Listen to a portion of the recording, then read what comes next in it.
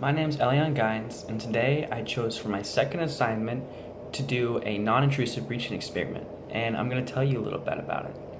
I'm going to basically wrap this around three main points that I want to get across, and I'll have a lot of different little points, sub points in between those, but let's get right into it. So basically, what I did was I decided to drive the speed limit. And that's kind of funny that I would say that, right? Because you're supposed to drive the speed limit. You're always taught, drive the speed limit, don't go over the speed limit. But when you think about it, rarely anyone drives the speed limit. It's seen as almost sort of a taboo and against our norms. And that delves into my first point that I'm going to make, which is society. Now, when I was doing this, driving the speed limit, I started to feel like a minority. Like people started to dislike me on the road, and that kind of got to me for a little bit until I realized how silly that actually was to let it get to me. And I realized I used to be one of those people who would get mad at people driving the speed limit, even though that's the law. But society is based around what the group thinks, groupthink, and that basically delves into everyone's going to do what everyone else is doing. Almost sort of peer pressure.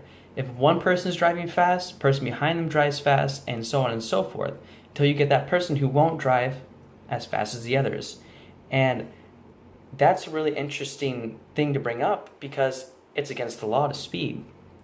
But I feel like here in Nebraska, in Omaha, we're not really enforced on those laws as much as other places are. There's not a high enough rate for us to be caught and reprimanded for this. And so I feel like we all do it. And if we all do it, they can't arrest us all.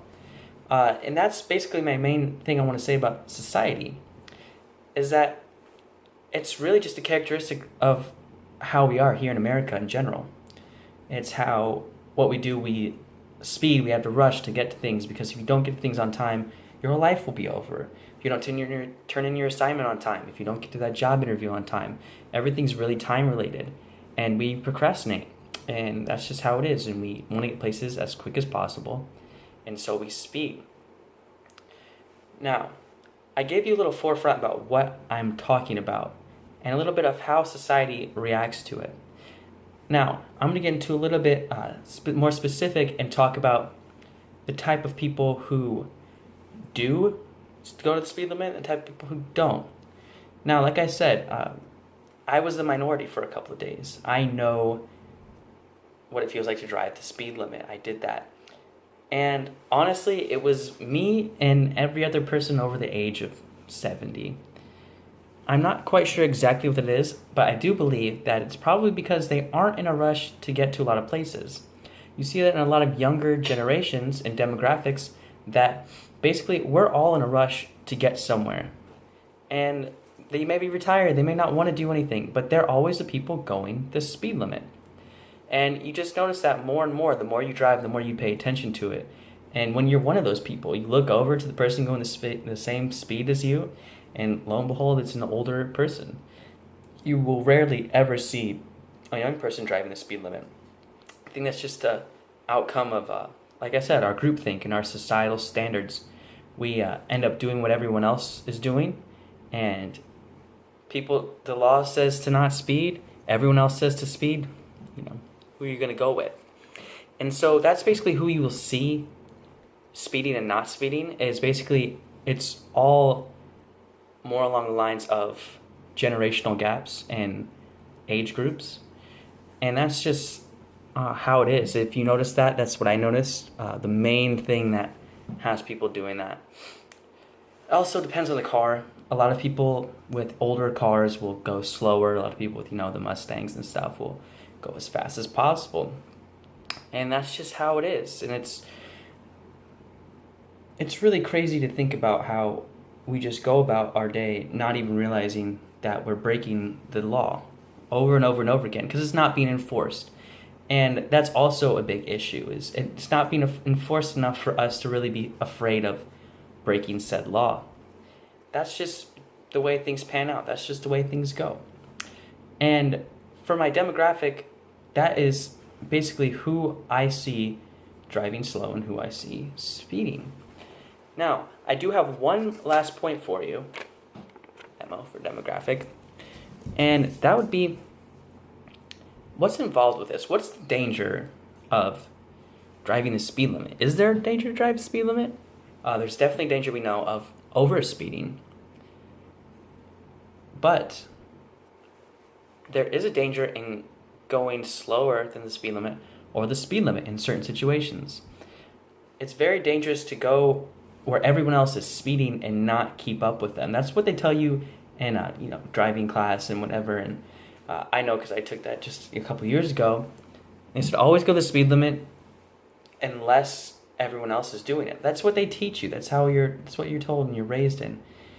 And it could be dangerous to go slow. It could be dangerous to go the 35 and not the 45 that everyone else is going. People are swerving, people are going, and if you're not fast enough to get out of the way or to get through that light in time, you're not going to make it. And that's really important, is to make sure you are also aware of your surroundings while you're going this certain speed, because it's always a dangerous aspect and dangerous game you're playing when you go for that large, boom, I guess got to get there as fast as possible. It's a really difficult experience. And when I was driving the speed limit, I felt wrong. I felt like I wasn't normal anymore. Like everyone was watching me and wondering why I was doing what I was doing.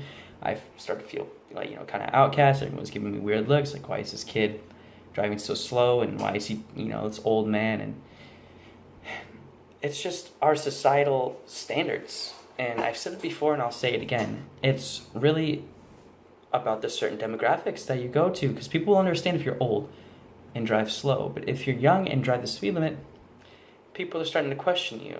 People are starting to swerve, honk at you, get in your way, ride on your tail. And it's really makes it more difficult to drive if you're not driving that upper speed limit in order to catch up and maintain your place in the traffic flow. And that is something that really got to me, was not being able to keep up and not being able to, I guess, it sounds silly, but please the other drivers. And that's just something that I had to deal with for a couple of days. And it was really interesting to see how people interacted with me based on it and how they changed, even on the road. I wasn't doing anything except for following the law, and people were still getting on me about doing that. I can't imagine being an outcast or being different with people in person, let alone in vehicles. It's a one tiny aspect of a big gap in just separation between people, and just how everyone has their standards. And if you go against the standard, then you're seen as wrong, even though it might not be wrong. It may be the right thing to do, but everyone's looking at you and telling you you're not doing the right thing. But maybe the right thing isn't so right when everyone else is against it.